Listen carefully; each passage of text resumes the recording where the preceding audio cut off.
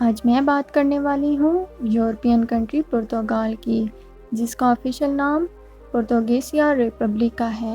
پرتگال کو country of tile سے بھی جانا جاتا ہے کیونکہ یہاں کے لوگوں نے اپنے گھروں کو خوبصورت اور مہنگی ترین ٹائل سے سجا رکھا ہوتا ہے۔ پرتگال میں نیشنل ٹائلز میوزیم بھی ہے جو کہ ان کی ثقافت کو بیان کرتا ہے۔ ایریا کے حساب سے دنیا کے 109ویں نمبر پہ آتا ہے، جو 92,216 اسکوائر کلومیٹر پہ پھیلا ہوا ہے۔ پاپولیشن کے لحاظ سے یہ دنیا میں 82 نمبر پہ آتا ہے۔ اس کی کل پاپولیشن 1,30,00,000 ہے۔ یہاں 84 کرسچینز رہتے ہیں۔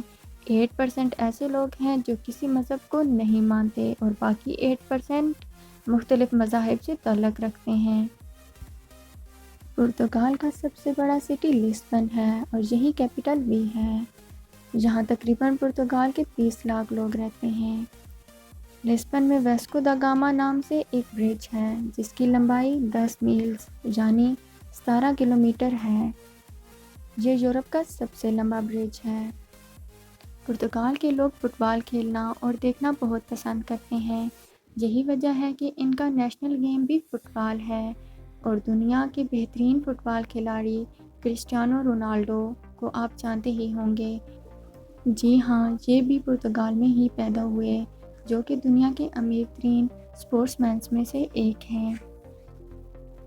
نیشنل ڈرنک کی بات کی جائے تو وہ وائن ہے۔ یہاں کا نیشنل فلاور لیونڈر فلاور ہے، جبکہ نیشنل اینیمل بارسیلس روسٹر ہے۔ یہاں کی کرنسی پرتگالی یورو ہے۔